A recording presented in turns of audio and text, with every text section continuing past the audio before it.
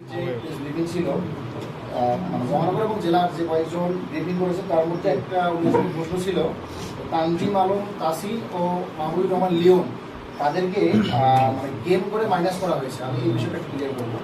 ইতিমধ্যে আমাদের জেলার মুখপাত্র ইয়াসির আরাফাত লিওনের বিষয়টি ক্লিয়ার করেছেন। আমি আপনাদেরকে তানজিম আলম তাসিরের বিষয়টি ক্লিয়ার করবো। তানজিম আলম তাসির সেই ব্যক্তি যে ব্যক্তি আমাদের জেলা কমিটির সদস্য আহ্বায়ক এবং সদস্য সচিবকে হত্যা চেষ্টার পরিকল্পনা করেছিলেন। আপনারা ইতিমধ্যেই একটা কল রেকর্ড পেয়েছেন, যার স্পষ্ট প্রমাণ আমাদের কাছে থাকার কারণে আমরা তাকে গত ফেব্রুয়ারি মাসে আমরা তাকে ইয়া থেকে বহিষ্কার করছি। তারপর এই তানজিম আলম তাসির বহিষ্কার করার পর থেকেই আমাদের এই অভ্যুত্থানের প্ল্যাটফর্মকে সারা বাংলাদেশে বিভিন্নভাবে প্রশ্নবিদ্ধ করার জন্য শুরু থেকে আমাদের পিছনে বিভিন্ন ষড়যন্ত্র করে থাকে। সেই ফেব্রুয়ারি মাসের পর থেকেই সে আমাদের পিছনে লেগে থাকে। তারই ধারাবাহিকতায় আমরা তারপর যখন তার বিষয়ে ইনভেস্টিগেট করা শুরু করি, আমরা তৎকালীন যে ছাত্রলীগের জেলা সভাপতি সাব্বিরের ফেসবুক পোস্টে আমরা গিয়ে দেখি আবু সাইদ যেদিন আমাদের শহীদ হয় 16ই জুলাই তার ফেসবুক পোস্টে আমরা দেখি যে সেখানে তানজিম আলম তাসির মানে উল্লাসরত অবস্থায় ছাত্রলীগের যে মিছিল হয়েছিল সেই মিছিলে সে অংশগ্রহণ করেছিল। এই তথ্য আমাদের কাছে আছে, সে ছবি আমাদের হাতে রয়েছে। তার পরবর্তী যে বিষয়টা, এই তানজিম আলম তাসির 16 তারিখে সেই ছাত্রদেরকে ছাত্রলীগ এবং পুলিশের সাথে প্রতিহত করার জন্য ছবিওয়ালা তাদেরকে সেল হয়, সেল হলে ওখান থেকে কিছু টাকা আসে যেটা তাদেরকে দেয়। ওই মানুষগুলো আমাদের কাছে আসছিল বা আমাদের আসে নাই ঠিক কথা বলছিল, আমরা তাদের কথাগুলো শুনি, কিন্তু এই কথাগুলো নিয়ে আসলে কোনো কাজ করতে পারিনি। বিকজ অফ এই প্রতিষ্ঠানটা একদম একটা প্রাইভেট প্রতিষ্ঠান, যেখানে আসলে আমাদের কোনো সুযোগই নেই। এটা তাদেরকেই আমরা জানাই এবং তাদের মধ্যে আসলে সমাধান করে ফেলি। আর আমাদের ত্রাণ তহবিলের ব্যাপারে একটা অভিযোগ সম্ভবত আচ্ছা পাঞ্জাবি, আপনারা সকলেই জানবেন যে 26 রমজান 27 তারিখে আমরা বৈষম্যবিরোধী ছাত্র আন্দোলন, আমাদের গার্ড ফান্ডিং এবং আমাদের যে শুভাকাঙ্ক্ষীরা আছে তাদের সহযোগিতা আমরা একটা ইফতার মাহফিল করেছি।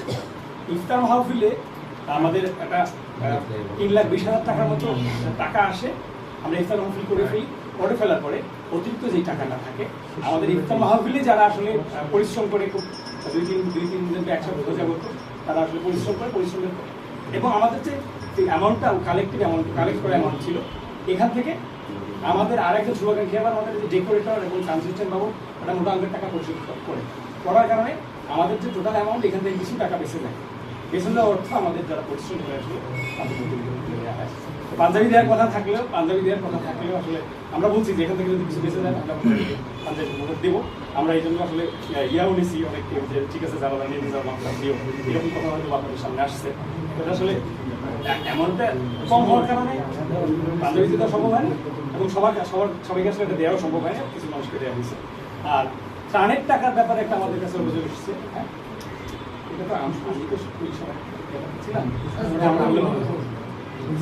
ত্রাণ তহবিল আমাদের স্বাধীনতার পরপরই যখন বাংলাদেশের সবগুলো সিস্টেম অকেজ হয়ে গেছে তখন কিন্তু বন্যা শুরু হয়। বন্যার সময় আমরা টাউন হলে ট্রান্সফারিং করে আপনারা সকলেই জানেন কাপড় এবং নগদ টাকা কিছু আসে, আমরা সেইটা মানুষের সহযোগিতায় তৈরি এবং আমাদের কিছু ভলেন্টিয়ারকে পাঠিয়ে দিই, সেটা পাঠিয়ে দিই। একদম লাস্ট মোমেন্টে আমাদের 87,000-এর মতো সম্ভবত টাকা 87,000 টাকা বেঁচে যায়, যেই টাকাটা আমরা পাঠাতে পারি নাই।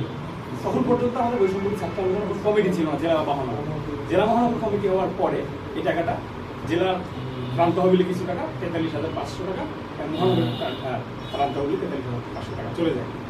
আমাদের যে ত্রাণ তহবিলের টাকা সেটা এখন বহাল তবিয়াতে আছে এবং টাকা অল্প হওয়ার কারণে আমরা এই যে রিসেন্টলি যে কালবৈশাখী ঝড় হলো আমরা দিতে পারিনি, কিন্তু অনাগত দিনে এরকম কোনো ঘটনা অবশ্যই হয়ে যায়। আমাদের ত্রাণ তহবিলের যে অবস্থা যেটা টাকা সেটা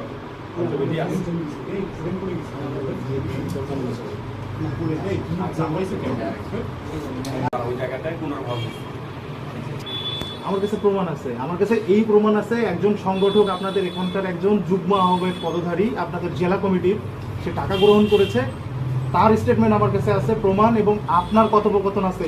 এটা মেলা কেন্দ্রিক যে টাকাটা আর সিটি কর্পোরেশনের নিয়োগ দিয়ে যে টাকা পয়সার লেনদেন আনলাম, সেই কথোপকথনের আমার কাছে আছে। এই বিষয়টা আপনি একটু ক্লিয়ার করবেন। আপনার কণ্ঠ, আপনার রেকর্ড আমি আপনাকে চাইলে শুনাইতে পারি। এটা আপনার দোকানে গিয়ে দেখতে পারেন। আর এই ব্যাপারে না, টাকা পয়সার লেনদেন হয়েছে ভাই। ফান্ডিং আসে, এটা আসতে পারে বা ভবিষ্যতে এখন ভবিষ্যতে আসবে মেলা থেকে কেন ফান্ডিং হবে আপনাদের কাছে? আমাদের কাছ থেকেও ফান্ডিং বিভিন্ন জায়গা থেকে আসতে পারে।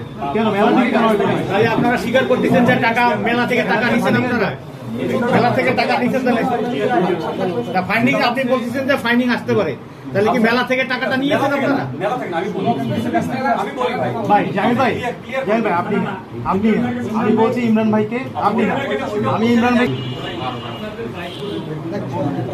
ভাই এরকম তথ্য থাকলে তাহলে হইতে পারে বানানো আপনার বন্ধু কেমনে বানানো হয় ভাই? এখন তো এই যে অনেক কিছু পাওয়া যায়। ভাই তাহলে একটা জিনিস দেখেন, রওশন জামিল যার বিরুদ্ধে একটা তদন্ত কমিটি আপনারা করছেন, আপনাদের কাছে অভিযোগ দিছিল কে? কোন অভিযোগের প্রেক্ষিতে আপনারা এটা করলেন?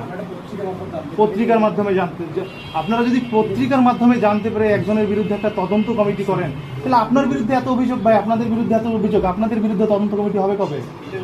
এটা কে করবে? এটা করবে কে? আপনারা দায়বদ্ধ হবেন কেমনে? আপনারা যে দায়বদ্ধ হবেন, আপনারা যে জবাবদিহিতার আওতায় আসবেন। তো ছাত্রত্ব জায়গা থেকে আমাদের তো, যেমন আমি ব্যক্তিগতভাবে অনেক প্রাইভেট পড়াই, আমার একটা ইনকাম আছে, অনেকে হয়তো প্রাইভেট পড়ে তাদের একটা ইনকাম আছে। তো সেই জায়গা থেকে আমরা যদি এতটুকুই বলবো, এবং আমাদের এটা তো ছাত্রদের সংগঠন ভাই, জুলাই বিপ্লব থেকে গড়ে ওঠা সংগঠন, এইটাতে এই সংগঠন ছাত্র সংগঠন চালাইতে গিয়ে আমরা আমাদের জায়গা থেকে আমরা প্রথমে সেটা মিশন করছি যে ক্রাউড ফান্ডিং এর মাধ্যমে আমরাই আমাদের সংগঠন বিভিন্ন সময় দিচ্ছি, টাকা দিচ্ছি, যেটার মাধ্যমে আমরাই পরবর্তীতে আমাদের কোনো ভাইকে সেটা গিফটের হোক বা এই টাইপের যে বিষয়গুলো, যে আপনার স্ক্রিনশটের কথা বলতেছেন, যেহেতু ওখান থেকে টাকাটা বেঁচে যায় এবং ওই টাকাগুলোই কিন্তু আমরা দিচ্ছি। আমার কাছে মনে হয় টোটাল জিনিসটা সামারি কোন বেঁচে যাওয়া টাকাটার কথা এই বললেন? বিষয়টা পরিষ্কার। আমি তো আপনাকে মেলার কথা বললাম ভাই, বেঁচে যাওয়ার টাকার কথা তো আমি বলি নাই। নীতি, অনিয়ম, দুর্নীতি, মামলা বাণিজ্য, টেন্ডার বাণিজ্য সহ বেশ কিছু অভিযোগ উঠেছে। আপনারা এই বিষয়টাকে কিভাবে নিষ্পত্তি করবেন? আপনারা এই বিষয়ে তদন্ত করবেন নাকি কি করবেন? আপনাদের পরবর্তী পদক্ষেপ কি, বিষয়টি কি জানাবেন? আমি এই বিষয়টাই ক্লিয়ার করবো এখন। আমি সাংগঠনিক একটা বিষয়, সাংগঠনিক একটা ক্লিয়ারেন্স আপনাদেরকে দিয়ে রাখি। এটা হচ্ছে আমাদের